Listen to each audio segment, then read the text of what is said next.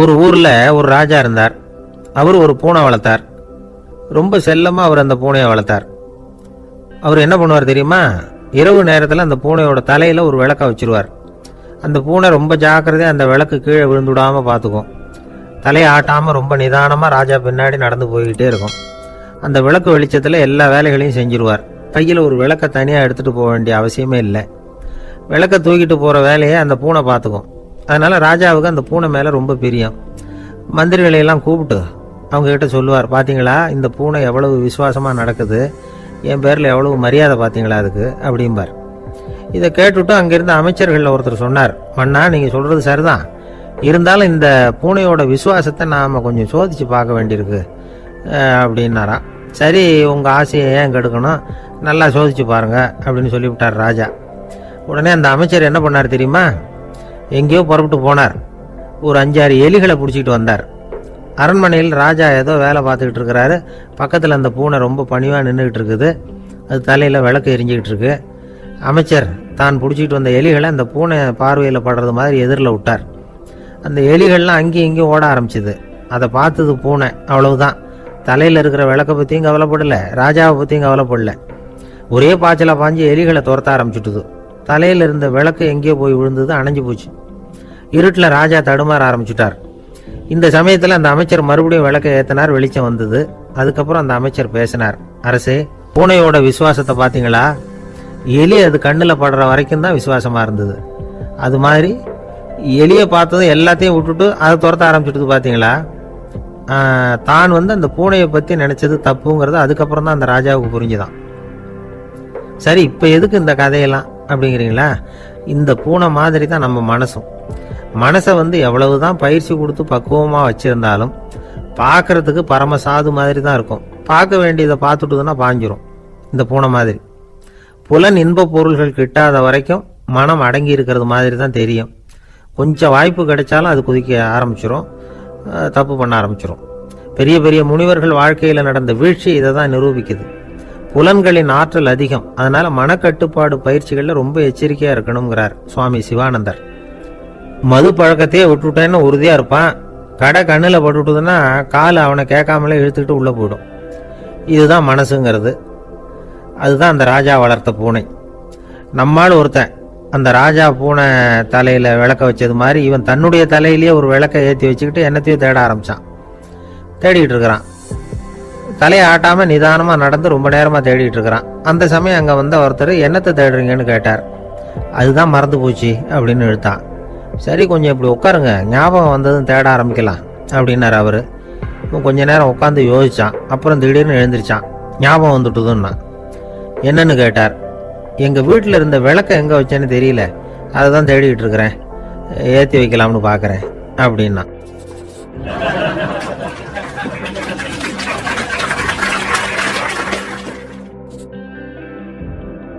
ஒரு விவசாயி விதைக்கிறதுக்காக வயல்வெளி பக்கம் போறார். விதைகளை அள்ளி வீசினார். அப்ப என்ன ஆச்சுன்னா, சில விதைகள் பாதை ஓரத்துல விழுந்தது. சில விதைகள் முள் செடிகள் மண்டி இருந்த புதருக்கு இடையில விழுந்தது. சில விதைகள் நல்ல நிலத்துல விழுந்தது. பாதை ஓரத்துல விழுந்த விதை என்ன ஆச்சுன்னா, அதெல்லாம் பறவைகள் கண்ணில் போட்டுட்டுது. உடனே உட்காந்து கொத்தி தின்னுட்டு போட்டுது. அதிகமா மண் இல்லாத பாறை பகுதியில் விழுந்த விதையெல்லாம் லேசா வேர் விட்டு முளைக்க ஆரம்பிச்சுது. அதுக்கப்புறம் வேறு கீழேயும் ஆழமாக போக முடியல. மேலேயும் சூரிய வெப்பம் அதிகம், தாங்க முடியல. எல்லாம் காஞ்சி கருகி போட்டுது. புதர் பகுதியில் சில விதைகள் விழுந்தது இல்லையா, முள் செடிகள் காடாக மண்டி போயிருந்தது. அதனால முளைச்சி வர்ற செடிக்கு நெருக்கடி அதிகமாக போட்டுது. சரியாக வளர முடியல, விளைச்சலும் சரியா இல்லை. நல்ல நிலத்தில் விழுந்த விதைகள் மட்டும் நல்லா முளைச்சிது, நல்லா வளர்ந்தது, விளைச்சலும் பிரமாதமாக இருந்தது. இந்த கதையை சொல்லிவிட்டு கேட்க செவியுள்ளோர் கேட்கட்டும் அப்படிங்கிறார் இயேசு பெருமான். ஆமாம், இயேசு கடலில் நின்ற படகு ஒன்றில் உட்காந்துருக்கிறார். கடற்கரையில் ஏராளமான மக்கள் உட்காந்துருக்கிறாங்க. அந்த சமயத்தில் தான் இயேசு ஓமைகள் மூலமாக மக்களுக்கு பல உண்மைகளை சொல்லிட்டு இருக்கிறார். மக்கள் அந்த கதையை கேட்டுட்டு ஒன்றும் புரியாமல் முழிக்கிறாங்க.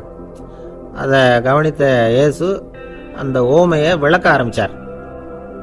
இதில் அந்த விதைக்கிறவர் தான் இறைவன். அவருடைய வார்த்தைகளை விதைக்கிறார். அந்த வார்த்தைகளை கேட்கிற மக்கள் அந்த விழுந்த விதைகள் மாதிரி 4 வகையானவர்கள். சில பேர் பாதை ஓரத்தில் விழுந்த விதைகள் மாதிரி இறைவன் வார்த்தைகளை அவங்க கேட்குறாங்க. ஆனால் தீய எண்ணங்கள் செய்கைகள் மூலமாக விதைக்கப்பட்ட வார்த்தைகள் அழிஞ்சு போடுது. இறைவன் வார்த்தைகளை கேட்ட உடனே மகிழ்ந்து போய் உடனே சில பேர் அதை ஏற்றுக்கிறாங்க. இவங்கெல்லாம் அந்த பாறை பகுதியில் விழுந்த விதைகள் மாதிரி. அதனால் இவங்கெல்லாம் வேறு இல்லாதவங்க. கொஞ்ச காலத்துக்கு இறை வார்த்தைகளுக்கு கீழ்ப்படிந்து நடப்பாங்க. அதனால் ஏதாவது இடைஞ்சல் ஏற்பட்டால் உடனே தடுமாறுவாங்க. தங்கள்கிட்ட இருக்கிற நல்ல பண்புகளை விட்டுட்டு பாவ வழிகளுக்கு போயிடுவாங்க. முள் செடிகளுக்கு இடையில விழுந்த விதைகள் மாதிரி உள்ளவங்க யாருன்னா, இவங்களுக்கு உலக கவலை உண்டு, செல்வத்தின் மீது மயக்கம் உடையவர்கள், உலக ஆசைகள் இவங்களுக்குள்ள பூந்துடுறதுனால அங்கே இருக்கிற நல்ல பண்புகள் மறைஞ்சு போயிடுது. அதனால் அவங்களும் உபயோகம் இல்லாதவங்களாக ஆயிடுறாங்க. நல்ல மனிதர்கள் நல்ல நிலத்தில் விழுந்த விதைகளுக்கு ஒப்பானவர்கள். இவங்க இறை வார்த்தையை கேட்குறாங்க, அதை ஏற்றுக்கிறாங்க, அவங்களும் நல்லபடியாக வாழுறாங்க, அடுத்தவங்களுக்கும் உபயோகமாக இருப்பாங்க. இதுதான் இயேசு சொன்ன விளக்கம். நல்ல வார்த்தைகளை கேளுங்கள், நல்ல வார்த்தைகளை ஏற்றுக்கொள்ளுங்கள், அடுத்தவங்களுக்கு உபயோகமாக இருங்க. இதுதான் பெரியவங்கள்லாம் நமக்கு சொல்லுகிற உபதேசம். ஒரு அப்பா தன்னுடைய மகனுக்கு உபதேசம் பண்ணார். இதை பாருப்பா, நல்ல வார்த்தைகளை கேட்கணும், எப்போதுமே மகன் அப்பா பேச்சை கேட்கறது நல்லது அப்படின்னாராம். நீ ஏதாவது ஒரு தப்பு பண்ணால் என் தலையில் ஒரு முடி நரைச்சி வெள்ளையாக போடும்பா, நீ செய்கிற ஒவ்வொரு தப்புக்கும் என் தலையில் ஒவ்வொரு முடி வெள்ளையாயிடும் அப்படின்னாராம்.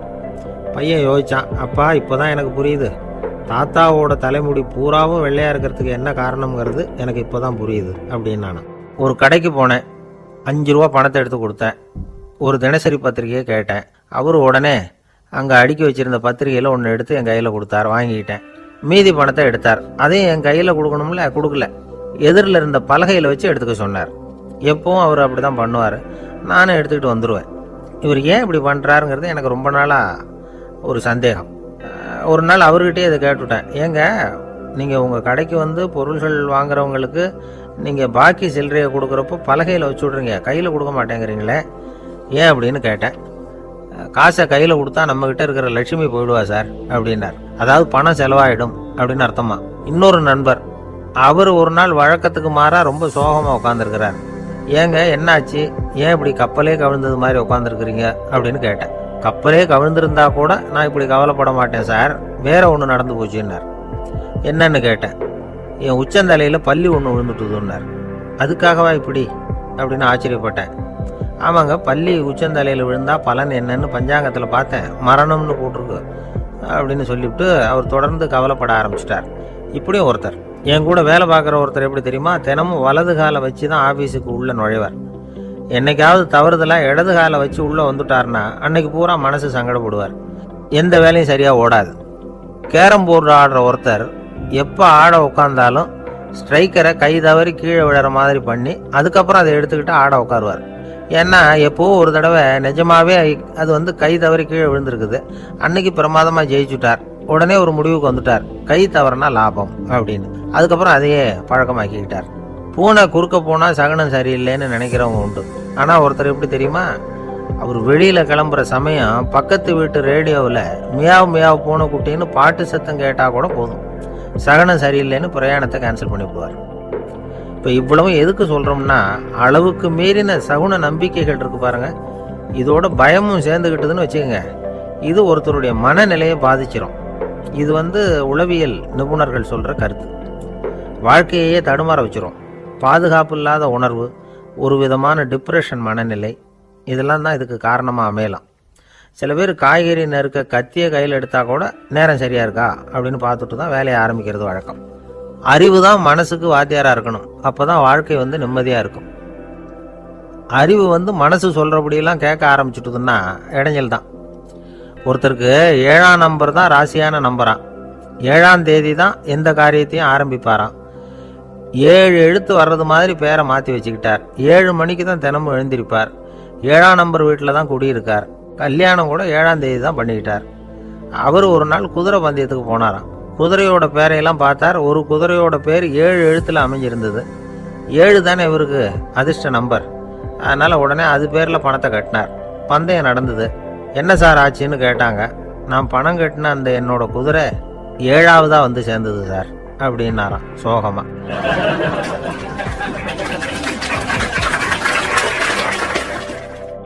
ஜவஹர்லால் நேரு பிரதமராக இருந்த சமயம் அவர் ஒரு தடவை சென்னைக்கு வந்திருக்கிறார். இங்கே சில முக்கிய நிகழ்ச்சிகளில் கலந்துக்கிறதுக்காக வந்திருந்தார். ஆளுநர் மாளிகையில் ஒரு நாள் ராத்திரி தங்கி மறுநாள் புதுடெல்லி புறப்படுறதாக ஏற்பாடு. நிகழ்ச்சியில எல்லாம் முடிச்சுக்கிட்டு ஆளுநர் மாளிகையில் தங்கி இருக்கிறார். அன்றைக்கு இரவு படிக்கிறதுக்கு ஒரு முக்கியமான புத்தகம் அவருக்கு தேவைப்பட்டது. அந்த சமயத்தில் உலக அளவில் ஒரு முக்கியமான பொருளாதாரம் சம்பந்தமான ஒரு புத்தகம் வெளியாகி இருக்கிற விஷயம் அவருக்கு தெரியும். அந்த புத்தகம் மெட்ராஸுக்கு வந்திருக்குமா, அது இங்கே கிடைக்குமா அப்படின்னு விசாரிச்சிருக்கிறார் நேருஜி. அவர் இப்படி கேட்ட உடனே அங்கே இருந்தவங்கெல்லாம் ரொம்ப பரபரப்பாக செயல்பட ஆரம்பிச்சுட்டாங்க. முக்கியமான இடங்கள்ல எல்லாம் விசாரிச்சிருக்கிறாங்க அந்த புத்தகம் உங்ககிட்ட இருக்கான்னு.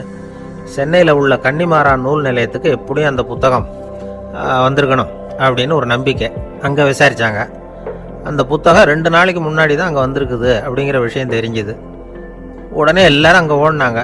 அவங்களுக்கு இன்னொரு சந்தேகம், புத்தகம் வந்திருக்கு சரி, அது இந்த சமயத்தில் வேற யாரும் படிக்கிறதுக்கு எடுத்துகிட்டு போயிருக்கக்கூடாதே அப்படிங்கிற சந்தேகம் இருந்தாலும் மனசுக்குள்ள ஒரு தைரியம். இப்படி ஒரு புத்தகம் வெளிவந்திருக்கிற விஷயமே நேருஜி சொல்லி தான் நமக்கே தெரியும். அதுவும் இல்லாமல் உலக பொருளாதாரம் சம்பந்தமான ஏதோ ஒரு புத்தகம் அது. அதை போய் இந்த நேரத்தில் அவ்வளவு ஆர்வமாக யார் எடுத்துகிட்டு போயிட போகிறாங்க அப்படிங்கிற தைரியம். இந்த தைரியத்தோடு அந்த நூல் நிலையத்துக்கு ஓடினாங்க. புத்தகத்தை தேடினா அது கிடைக்கல. யாரும் எடுத்துகிட்டு போயிருக்கிறாங்க. நேருவுக்கு மட்டுமே தெரிஞ்சிருந்த அந்த புத்தகம் பற்றின விஷயம் சென்னையில் வேற ஒருத்தருக்கும் தெரிஞ்சிருக்குது. உடனே எல்லாரும் பரபரப்பாக அந்த அதுக்குன்னு இருக்கிற ரிஜிஸ்டர் இருக்குல்ல, பதிவேடு, அதை புரட்டி பார்க்குறாங்க யார் எடுத்துகிட்டு போகிறாங்கன்னு தெரிஞ்சுக்கிறதுக்காக. எடுத்துகிட்டு போனவங்க அதில் கையெழுத்து போட்டிருப்பாங்கல்ல, அதை பார்த்து யாருன்னு தெரிஞ்சுக்கலாம் அப்படிங்கிறதுக்காக தான் அதை புரட்டுறாங்க. அதோ அந்த புத்தகத்தோட பேர் பக்கத்தில் அதை எடுத்துக்கிட்டு போனவங்க கையெழுத்து உத்து பார்க்குறாங்க எல்லாரும். அதில் போட்டிருக்குது பேர் CN அண்ணாதுரை அப்படின்னு எழுதியிருந்தது. அவர் தான் பேரறிஞர் அண்ணா. நேரு படிக்க விரும்பின ஒரு புத்தகத்தை அதே நேரம் படிக்க விரும்பின இன்னொரு தலைவர் இவர். படிக்கிறதுல அவருக்கு இருந்த ஆர்வத்தை நாம் தெரிஞ்சுக்கணும்னா அதுக்கு எவ்வளவோ சம்பவங்கள் இருக்குது. கடைசி காலத்தில் அவர் அடையாறு மருத்துவமனையில் படுத்திருக்கிறார். அவருக்கு ஒரு முக்கியமான அறுவை சிகிச்சை செய்ய வேண்டியிருக்குது அவசரமாக. அமெரிக்காவிலேருந்து டாக்டர் மில்லர் வந்திருக்கிறார். அவர்கிட்ட கேட்குறார், டாக்டர் நாளைக்கே அறுவை சிகிச்சை செய்ய போகிறீங்களா அப்படின்னு. ஆமாங்கிறார் டாக்டர் மில்லர். நாளைக்கு மறுநாள் செஞ்சுக்கிறேனே அப்படின்னாரான் அண்ணா. ஏன் ஏதாவது நாள் பார்க்குறீங்களான்னு கேட்டிருக்கார். இல்லை, ஒரு புத்தகத்தை படிச்சுக்கிட்டு இருக்கிறேன், அதை நாளைக்குள்ளே முடிச்சிருவேன், அதுக்கப்புறம் நான் இறந்தாலும் கவலை இல்லை அப்படின்னாரான் இவர். அவர் தான் அறிஞர் அண்ணா. சங்ககால நூல்கள்லேருந்து சமீபத்தில் வந்த நூல்கள் வரைக்கும் எல்லாம் அவர் படிச்சிருக்கிறார். ஒரு திருமண விழாவில் அவர் பேசும்பொழுது சொன்ன விஷயம் இது. சங்க காலத்தில் காதலியை மணக்க விரும்புகிறவனுக்கு அவனுடைய தந்தை வீர சோதனைகள்லாம் வைப்பார். போய் புலிப்பல் கொண்டுக்கிட்டு வா, அப்போ தான் என் பொண்ணை கொடுப்பேன் அப்படின்னு சொல்லுவார். காதலன் உடனே காட்டுக்கு போவான், ஒரு புலியை கொன்று அதனுடைய பல்லை கொண்டுகிட்டு வருவான். அதை வீர பதக்கத்தில் பதிச்சு அவனுக்கு மாமனார் சூட்டுவார் கல்யாண சமயத்தில். இப்போலாம் காதலன் கிட்ட அப்படி சொல்ல முடியாது. இப்போலாம் காதலன் கிட்ட காட்டுக்கு போய் புலிப்பல் கொண்டுகிட்டு வான்னு யாராவது சொன்னால் புலி தான் மாப்பிள்ளையாக வந்து சேரும் அப்படின்னார். எனக்கு இது மட்டும்தான் சார் தெரியும், இதை தவிர வேற எதுவும் தெரியாது அப்படின்னு சொல்லிக்கிட்டே காலம் தள்ளுறவங்க ரொம்ப பேர். அவங்கெல்லாம் கஷ்டப்பட வேண்டியிருக்கும். ஒருத்தர் தன்னுடைய தொழிலில் ரொம்ப கெட்டிக்காரராக இருக்கலாம். அதுக்காக எப்பவும் அதே ஞாபகத்தில் இருந்துக்கிட்டு உலகியல் அறிவு இல்லாமல் இருந்துடக்கூடாது, அது ஆபத்து. இதுக்காக நம்ம தாத்தா பாட்டிலாம் ஒரு கதை சொல்லுவாங்களே, கேள்விப்பட்டிருக்கீங்களா? ஒரு சமயம் ஒரு 4 பேர் சேர்ந்து வெளியூருக்கு பிரயாணம் போனாங்களாம். அந்த 4 பேர் எப்படி தெரியுமா? ஒருத்தர் வேதாந்தி, இன்னொருத்தர் சங்கீத வித்வான், 3வது ஆள் வைத்தியர், 4வது ஆள் ஜோசியர். இவங்க 4 பேரும் நண்பர்கள். அதனால சேர்ந்து புறப்பட்டாங்க. வழியில் ஒரு ஊரில் தங்கினாங்க. இருட்டி போச்சு. அதனால் இன்றைக்கி ராத்திரி இங்கேயே தங்கி இருந்துட்டு நாளைக்கு புறப்படலாம் அப்படின்னு தீர்மானம் பண்ணாங்க. சாப்பாட்டுக்கு என்ன பண்ணுறது? அங்கேயே கடத்தெருவுக்கு போய் சாமான்லாம் வாங்கியாந்து சமைச்சு சாப்பிட்லாம்னு முடிவு பண்ணாங்க. 4 பேர் இருக்கிறதுனால ஆளுக்கு ஒரு காரியமாக செய்யலாம் அப்படின்னு வேலையை பிரிச்சுக்கிட்டாங்க. வைத்தியர் கரிகாய் வாங்க போனார், வேதாந்தி எண்ணெய் வாங்க போனார், ஜோசியர் பலசரக்கு வாங்க போனார், சங்கீத வித்வானுக்கு சமைக்கிற வேலை. எல்லாம் சரி, ஆனால் நடந்தது என்ன தெரியுமா? கடைத்தெருவுக்கு காய்கறி வாங்க போனார்ல வைத்தியர், அங்கே போய் மார்க்கெட்டில் பார்த்தார். ஒவ்வொரு கறிகாயாக எடுத்து பார்த்தார். இது பித்தம், உடம்புக்கு ஒத்துக்காது, இது வாயு, உடம்புக்கு ஒத்துக்காது அப்படின்னு ஒவ்வொன்றா தள்ளினார். கடைசியில் ஒன்றுமே தேரல, வெறுங்கையோடு திரும்பி வந்துகிட்டு இருக்கிறார். எண்ணெய் வாங்க போனார் வேதாந்தி, அவர் ஒரு தொன்னையில் எண்ணெயை வாங்கினார். பேசாமல் அதை எடுத்துகிட்டு வர வேண்டியது தானே, முடியல. அவருடைய வேதாந்த மூளை சிந்திக்க ஆரம்பிச்சுட்டுது. இந்த தொன்னைக்கு எண்ணெய் ஆதாரமா அல்லது எண்ணெய்க்கு தொன்னை ஆதாரமா அப்படிங்கிற ஆராய்ச்சியில் இறங்கினார். என்னாச்சு தெரியுமா? அப்படி கவுத்து பார்த்தார். வாங்கின எண்ணெய் பூராவையும் வழியில் கொட்டிவிட்டு வெறும் தொண்டையோடு வந்து சேர்ந்தார். பலசரக்கு வாங்க போனார் ஜோசியர். அவர் ஒரு வழியில் பார்த்தாரு. வழியில் வந்தவங்களெல்லாம் அங்கங்கே ஒரு மரத்தடியில் உட்கார வச்சு அவங்களுக்கெல்லாம் ஆர்வம் சொல்ல ஆரம்பிச்சிட்டார். அப்படி ஒவ்வொருத்தராக சொல்லி முடிச்சுட்டு கடத்தருக்கு போய் சேர்ந்தார். இவர் அங்கே போய் சேர்றதுக்குள்ளே ரொம்ப நேரம் ஆகிட்டுது. கடையெல்லாம் பூட்டிவிட்டு போயிட்டாங்க. என்ன செய்கிறது? அவரும் வெறுங்கையோட திரும்பி வந்து சேர்ந்தார். சரி, இவங்க கதை தான் இப்படி ஆச்சு. அங்கே சமைக்கிறதுக்காக உட்காந்துருந்தார் சங்கீத வித்வான். அவர் கதை என்னாச்சு தெரியுமா? அங்கே அவர் அடுப்பை பற்ற வச்சு ஒலையை கொதிக்க வச்சார். அதாவது ஒரு பானையில் தண்ணியை ஊற்றி அடுப்பில் வச்சார். அது கொதிக்க ஆரம்பிச்சிது. தண்ணி கொதிக்கிற சத்தம் இருக்குதுல்ல, அது இவருக்கு தாளம் போடுறது மாதிரி இருந்தது. ஒரே குஷி, பாட ஆரம்பிச்சுட்டார். பாடிக்கிட்டே உற்சாகமாக கையில் இருந்த கரண்டியால் அந்த பானையில் தட்டினார், தாளம் போடுறதா நினச்சிக்கிட்டு. அவ்வளவுதான், பானை பட்டுன்னு உடஞ்சி போச்சு. தலையில் கையை வச்சுக்கிட்டு அவரும் உட்காந்துட்டார்.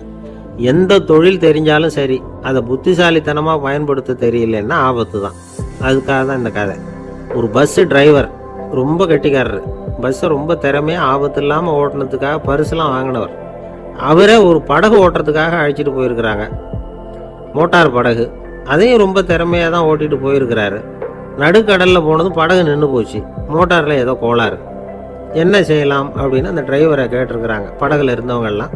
அப்போ அவர் சொன்னாராம், கவலைப்படாதீங்க, ஒன்றும் பிரச்சனை இல்லை, எல்லாரும் கொஞ்சம் கீழே இறங்கி பின்னாடி தள்ளுங்க, மோட்டார் ஸ்டார்ட் ஆகிடும் அப்படின்னாராம்.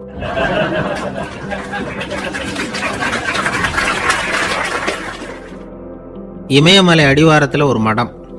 அங்கே ஒரு சன்னியாசி இருந்தார். அவர்கிட்ட ஒருத்தர் வந்தார். சுவாமி, ஆசையை உதற நினைக்கிறேன், முடியல, ஒட்டிக்கிட்டே வருது அப்படின்னாராம். இப்படி உட்கார, ஒரு கதை சொல்கிறேன் அப்படின்னு சொல்லி அவர் சொல்ல ஆரம்பித்தாராம்.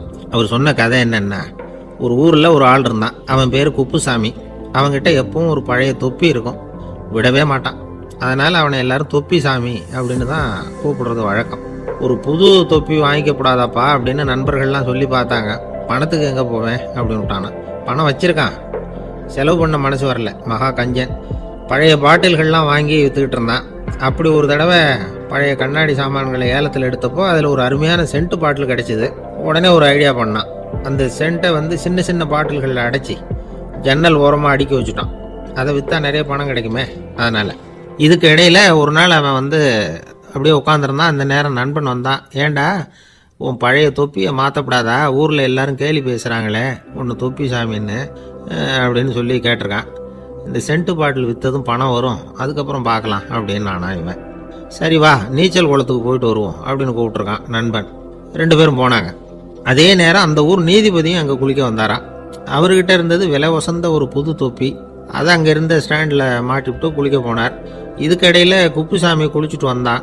அவனுடைய பழைய தொப்பியை காணலை. அந்த புது தொப்பியை பார்த்தா இது நண்பனுடைய வேலை தான் அப்படிங்கிறதாக புரிஞ்சுக்கிட்டு அதை எடுத்து மாட்டிட்டு வந்துட்டான். நீதிபதி குளிச்சுட்டு வந்து பார்க்குறாரு, தொப்பியை காணும். போலீஸில் புகார் கொடுத்தார். அவங்க தேடினாங்க. ஒரு மூலையில் பழைய தொப்பி கிடச்சிது. அடடா, இது நம்ம குப்புசாமியோட தொப்பி இல்லையா அப்படின்னு நானா ஒருத்தன். உடனே அவன் வீட்டுக்கு தேடிட்டு போயிருக்காங்க. அங்கே போய் பார்த்தா புது தொப்பி அங்கே இருக்குது. உடனே அவனுக்கு 1000 ரூபாய் அபராதம் போட்டாங்களாம். அவன் பணத்தை கட்டிவிட்டு ரொம்ப எரிச்சலோடு வீட்டுக்கு வந்தான். பழைய தொப்பி கண்ணில் பட்டுது. மறுபடியும், உன்னால தானே எனக்கு 1000 ரூபா நஷ்டம் அப்படின்னு சொல்லி அதை எடுத்துக்கிட்டு அப்படி போயிருக்கான். அந்த ஊர் குளத்துல வீசி எரிஞ்சிட்டு வந்துட்டான். அது மீன் பிடிக்கிற ஒருத்தன் கையில் சிக்கிச்சு. அவன் வர்ற வழியில் அதை எடுத்து வேகமாக வீசி எறிஞ்சான். அது நேராக குப்புசாமி வீட்டு ஜன்னல் வழியாக உள்ளே இந்த சென்ட்டு பாட்டில்கள் மேலே விழுந்து எல்லாம் உடஞ்சி நொறுங்கி போச்சு. குப்புசாமி பார்த்தான். தோட்டத்தில் ஆழமாக ஒரு குழியை வெட்டினான்.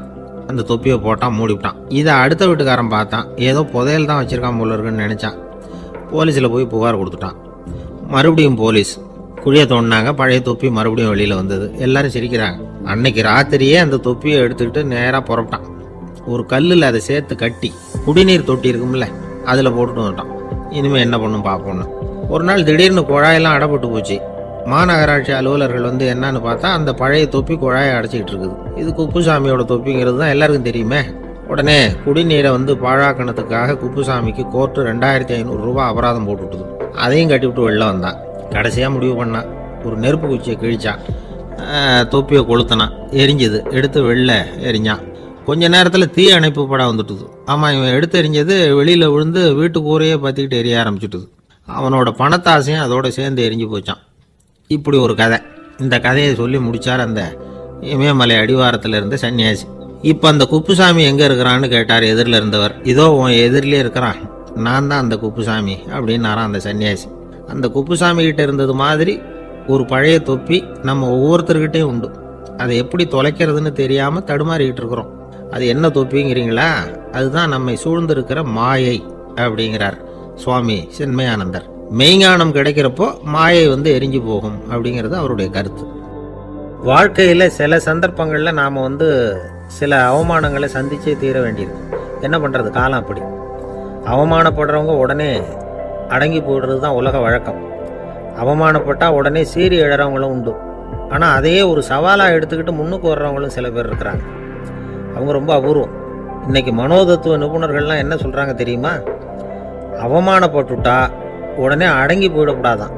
அதையே ஒரு சவாலாக எடுத்துக்கிட்டு மனசில் ஒரு வைராக்கியத்தோட முயற்சி பண்ணினா வாழ்க்கையில் எல்லாரும் முன்னேறலாமா.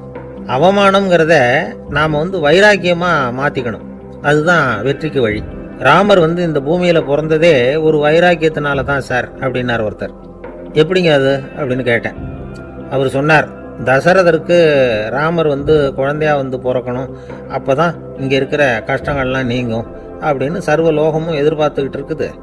ஆனால் அவர் எப்போ பிறப்பார் அப்படின்னு யாருக்கும் தெரியல. அந்த காரியம் சீக்கிரம் நடக்கணுமே, அதுக்கு என்ன பண்ணுறது? நாரதர் வந்தார் ஒரு நாள் தசரதரை தேடி. தசரதா, உனக்கு ஒரு செய்தி தெரியுமான்னு ஆரம்பித்தார். அவர் எப்பவும் இப்படித்தானே ஆரம்பிக்கிறது வழக்கம். என்ன விஷயம்னு கேட்டார் தசரதர். தசரதா, நீ அடிக்கடி உன்னோட தேரில் ஏறிக்கிட்டு தேவலோகத்துக்கு போகிற, அங்கே போகிற வர்ற எல்லாம் பண்ணிகிட்டு இருக்க, எல்லாம் சரி. தேவலோகத்துலேயும் உன்னை நல்லபடியாக தான் வரவேற்கிறாங்க. தேவேந்திரன் உன்னை பிரியமாக அழைச்சிட்டு போய் தன்னுடைய அரியாசனத்திலேயே தனக்கு பக்கத்திலேயே உட்கார வைக்கிறான். நீயும் சந்தோஷமாக உட்காந்து பேசிவிட்டு வந்துடுற. ஆனால் நீ இங்கே வந்ததுக்கு அப்புறம் அங்கே என்ன நடக்குது தெரியுமா உனக்கு அப்படின்னாரான் நாரதர். என்ன நடக்குது எனக்கு ஒன்றும் தெரியலையே அப்படின்னாரான் தசரதர். நாரதர்கிட்ட கிட்டத்தில் கேட்டிருக்கார், கொஞ்சம் சொல்லுங்கள் என்னது அப்படின்னு. அவர் நெருங்கி வந்தாராம் நாரதரும். மெதுவாக அவர் காதோட காதாக சொன்னாராம். அதாவது நம்ம பாஷையில் சொல்லப்போனால் பற்ற வைக்கிறார். நீ அங்கே தேவேந்திரங்கிட்ட உட்காந்து பேசிவிட்டு வந்த பிறகு நீ அங்கே உட்காந்துருந்த அரியாசனத்தை தண்ணி ஊற்றி கழுவி சுத்தப்படுத்துகிறாங்க. நீ என்ன அந்த அளவுக்கு சுத்தம் இல்லாத ஆளா, தினம் குளிக்காமையாக இருக்கிற அப்படின்னாராம். தசரதருக்கு இது ரொம்ப அவமானமாக போயிட்டுது. அப்படியே செய்கிறாங்க அப்படின்னாராம். ஆமாம், நீ வேணும்னா நான் சொல்கிறது உண்மையா இல்லையா அப்படின்னு சோதனை பண்ணி பார்த்துக்கோ அப்படின்னாரான் நாரதர். உடனே தசரதர் இதுக்காகவே புறப்பட்டு தேவலோகம் போனார். அங்கே வழக்கம் போலவே இவரை கூப்பிட்டு உட்கார வச்சு பேசிக்கிட்டு இருந்தான் தேவேந்திரன். கொஞ்ச நேரம் பேசிக்கிட்டு இருந்துட்டு சரி நான் கிளம்புறேன்னு புறப்பட்டார். சரி, அவனும் வாசல் வரைக்கும் வழி அனுப்பி வச்சுட்டு உள்ளே போயிட்டான். தசரதர் வெளியில் கொஞ்ச நேரம் மறைஞ்சி இருந்துட்டு மெதுவாக உள்ளே எட்டி பார்த்தார் என்ன நடக்குதுன்னு. நாரதர் சொன்னது உண்மைதான். தசரதர் உட்கார்ந்துருந்த ஆசனத்தை அங்கே 2 தேவர்கள் கழுவி சுத்தப்படுத்திக்கிட்டு இருக்கிறாங்க. தசரதரால் இதை தாங்கிக்க முடியல. அவருக்கு ரொம்ப அவமானமாக போச்சு. நேராக கிடுகிடுன்னு தேவேந்திரங்கிட்டே போனார். நான் உட்காந்துருந்த இருக்கையை சுத்தம் பண்ணுறியே, நான் என்ன அந்த அளவுக்கு பாவியா அப்படின்னு கேட்டார். ரொம்ப கோபமாக கேட்டார். தசரதரே, மனுஷனுக்கு 3 கடன்கள் உண்டு. தேவ கடன், ரிஷி கடன், பித்ரு கடன். இதை தீர்க்காதவன் பாவியாகிறான். இதில் மகனை பெறுவதால் தான் பித்ரு கடன் தீரும். உனக்கு மகன் கிடையாது, அதனால் நீ பாவியாகிற. பாவி உட்கார்ந்துருந்த இடம்ங்கிறதுனால அதை சுத்தம் செய்ய வேண்டியது எங்கள் கடமை அப்படின்னு நானும் தேவேந்திரன். இந்த இடத்துல தசரதருக்கு ஏற்பட்ட அவமானம் ஒரு வைராக்கியமாக மாறிச்சு. தேவேந்திரனே கேட்டுக்கோ, ஒரு மகனை பெற்ற பிறகுதான் இந்த சபையில் மறுபடியும் அடி எடுத்து வைப்பேன் அப்படின்னு சொல்லிவிட்டு போயிட்டாரான். போய் புத்திர காமேஷ்டி யாகம் பண்ணார். புத்திரர்கள் பிறந்தார்கள். இந்த கதையில் உள்ள கருத்து என்னன்னா, தேவேந்திரன் தசரதரை அப்படி அவமானப்படுத்தலைன்னா அவருக்கு இப்படி ஒரு வைராக்கியம் பிறந்திருக்குமா யோசிச்சு பார்க்கணும். நமக்கு ஏற்படுகிற சில அவமானங்களையும் வைராக்கியமாக மாற்றிக்குவோம். அப்படி மாற்றிக்கிட்டோம்னா வாழ்க்கையில் முன்னேறலாம். நம்ம ஆளுங்க சில பேர் அவமானத்தை வைராக்கியமாக மாற்றிக்கிறது எப்படி தெரியுமா? நம்மகிட்ட ஒரு பையன் சொன்னான், எங்கள் அப்பா என்னை எல்லாருக்கும் முன்னாடி வச்சு திட்டுவிட்டார், பொறுப்பு இல்லாமல் ஊர் சுற்றுறேன்னு சொல்லி அவமானப்படுத்தி விட்டார். இனிமேல் நீ என் முகத்திலேயே முழிக்காதரா போடான்னு வேற சொல்லிவிட்டார். எனக்கு ரோஷம் வந்துட்டுது. அந்த அவமானத்தை வைராக்கியமாக மாற்றிக்கிட்டேன். அன்னையிலேருந்து அவர் முகத்திலேயே முழிக்கிறது இல்லை அப்படின்னா. அப்படியான்னு கேட்டோம். ஆமாங்க, அவர் வீட்டில் இல்லாத நேரமாக பார்த்து உள்ள சமையல் கட்டுக்கு போய் சாப்பிட்டுட்டு நைஸாக வெளியில் வந்துடுவேன் அப்படிங்கிறான் அவன்.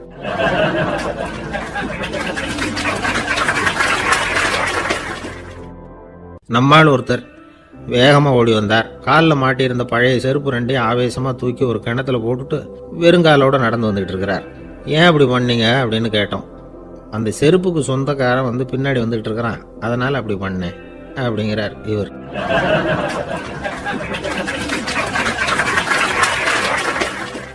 காசியில் இருக்கிற கடவுள் காசி விஸ்வநாதர், அங்கே இருக்கிற தேவி காசி விசாலாட்சி. இவங்க 2 பேரும் ஒரு நாள் பேசிக்கிட்டு இருந்தப்போ கடவுள் சொன்னார், இந்த மனிதர்களை நாம் ரொம்பவும் நம்பிக்கையோடு தான் படைச்சிருக்கிறோம், இருந்தாலும் அவங்களுக்கு தான் நம்பிக்கை இல்லை, எதுலேயும் ஒரு உண்மையான நம்பிக்கை இல்லாமல் வாழ்ந்துக்கிட்டு இருக்கிறாங்க அப்படின்னார். என்ன அப்படி சொல்கிறீங்க? அதோ பாருங்கள், எவ்வளவு பேர் காசியை தேடிட்டு வந்து கங்கையில் குளிச்சுக்கிட்டு இருக்கிறாங்க, அவங்களெலாம் நம்பிக்கை இல்லைன்னா இவ்வளவு தூரம் தேடிட்டு வந்து இங்கே குளிப்பாங்களா அப்படின்னு நாங்கள் தேவி. சரி, அதை சோதித்து பார்க்கலாம் அப்படின்னு 2 பேரும் முடிவு பண்ணிக்கிட்டாங்க. உடனே ஒரு திட்டம் போட்டாங்க. அது எப்படின்னா, நாம் 2 பேருமே பக்தர்கள் மாதிரி உருவத்தை மாற்றிக்கிட்டு கங்கை கரைக்கு போக வேண்டியது. நான் வந்து கங்கையில் இறங்கி குளிக்கிறேன், கொஞ்ச நேரத்தில் சுழலில் மாட்டிக்கிட்டது மாதிரி நடிக்கிறேன்.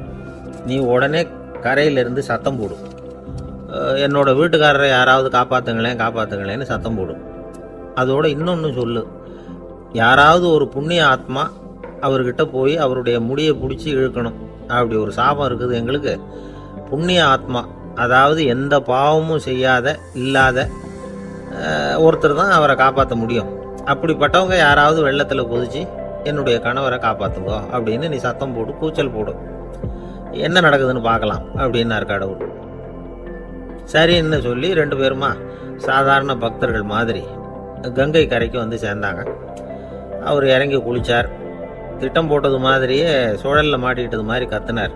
கரையில் இருந்த அந்த அம்மா, ஐயோ என் கணவரை காப்பாற்றுங்களேன், யாராவது காப்பாற்றுங்களேன்னு கத்துனாங்க. பல பேர் ஓடி வந்தாங்க. உடனே இவங்க, பாவம் இல்லாத புண்ணிய ஆத்மா ஒருத்தரால் தான் என்னுடைய கணவர் காப்பாற்றப்படணுங்கிறது விதி, அப்படி ஒரு சாபம் இருக்குது, அதனால் புண்ணிய ஆத்மா யாராவது அவர்கிட்ட போய் அவர் முடியை பிடிச்சி தூக்குனா அவரை காப்பாற்றி கொள்ளலாம் அப்படின்னாங்க. இவங்க இப்படி சொன்னதும் எல்லாரும் திகைச்சு போய் நின்றுட்டாங்க. ஒவ்வொருத்தருக்கும் அவங்க செஞ்ச பாவம்லாம் ஒவ்வொன்றா ஞாபகத்துக்கு வர ஆரம்பிச்சுட்டுது. சரி, இதுக்கு நாம லாயக்கு இல்லை அப்படின்னு சொல்லி ஒதுங்கி போக ஆரம்பிச்சிட்டாங்க எல்லாம். இந்த சமயத்தில் யாரோ ஒருத்தர் வேகமாக ஓடி வந்தார், ஆற்றுல குதிச்சார். அவர்கிட்ட போனார், முடியை பிடிச்சார், தூக்கினார், அவரை காப்பாற்றி கரைக்கு கொண்டுட்டு வந்துட்டார். அப்படி காப்பாற்றின அந்த ஆளை இவங்க 2 பேரும் தனியாக கூப்பிட்டுக்கிட்டு ஒரு மண்டபத்துக்கு வந்துட்டாங்க. வந்து விசாரிக்கிறாங்க. நீ யாருப்பா அப்படின்னு கேட்குறாங்க. ஏதும் தெரியாத மாதிரி. நான் இந்த ஊர் அன்ன சத்திரத்தில் வேலை செய்கிற ஒரு சமையல்காரன் அப்படிங்கிறார். நீ வந்து கங்கையில் குளிக்கிறது உண்டான்னு கேட்டிருக்காங்க. நான் இந்த ஊர்லேயே தான் இருக்கிறேன், இருந்தாலும் தினமும் கங்கையில் குளிக்கிறது இல்லை, எப்பாவது ஒரு நாள் அங்கே குளிப்பேன் அப்படின்னார். கங்கையில் மூழ்கி எழுந்திரிச்சா பாவம்லாம் தொலையும்னு சொல்கிறாங்க. அப்படி இருக்கிறப்போ அங்கே இன்னைக்கு கங்கையில் குளிச்சுக்கிட்டு இருக்கிறவங்கெல்லாம் தங்களை வந்து புண்ணிய ஆத்மாவா நினைக்கல. கங்கையில் குளிக்காத நீ உன்னை வந்து புண்ணிய ஆத்மாவா நினச்சி என்னை காப்பாற்ற வந்திருக்கிற, அது எப்படி அப்படின்னு கேட்டார். அதுக்கு அந்த ஆள் சொல்கிறான், கங்கையில் குதிச்சதுக்கு அப்புறம் தானே உங்களை காப்பாற்ற போகிறோம், அப்படி குதிக்கும் பொழுது என்னுடைய பாவம்லாம் போயிருக்கும்ல, நான் புண்ணிய ஆத்மாவா ஆயிருப்பேனே, அதனால தான் துணிஞ்சு வந்து உங்களை காப்பாற்றினேன் அப்படின்னா. கடவுளும் தேவியும் அவனுக்கு வந்து காட்சி கொடுத்தாங்களாம். இப்படி ஒரு கதை உண்டு. அதாவது கங்கையில் குளிச்சுக்கிட்டு இருக்கிறவங்களுக்கே தங்களுடைய பாவம் போகுங்கிற நம்பிக்கை பரிபூர்ணமாக இல்லை, குளிக்காத ஒருத்தனுக்கு அந்த நம்பிக்கை இருந்தது. அதனால் அவனால் கடவுளை பார்க்க முடிஞ்சது. கடவுளை வந்து நாமளும் பார்க்க முடியுமா முடியாதா அப்படிங்கிற குழப்பம்லாம் நமக்கு வேண்டியதில்லை. நம்பிக்கையோடு வாழணுங்கிற உண்மையை மட்டும் இந்த கதையிலேருந்து புரிஞ்சுக்கிட்டா போதும். ஏன்னா இந்த கதையை கேட்டுட்டு ஒரு நண்பன் குதர்க்கமாக ஒரு கேள்வி கேட்டான். ஏன் சார், கங்கையில் குளித்தா பாவம் போயிடும்னு சொல்கிறீங்களே, நான் எனக்கு வேண்டாத ஒருத்தனை அழைச்சிட்டு போய் கங்கையிலேயே தள்ளி விட்டுட்டு அதுக்கப்புறம் அங்கேயே முழுக்க போட்டுட்டு நான் செஞ்ச பாவத்தை வந்து அதுலேயே கழுவி விட்டுட்டு மறுபடியும் உங்ககிட்ட வந்துடுறேன்னு வச்சுக்கோங்க, நீங்கள் என்னை வந்து புண்ணிய ஆத்மான்னு ஏற்றுக்குவீங்களா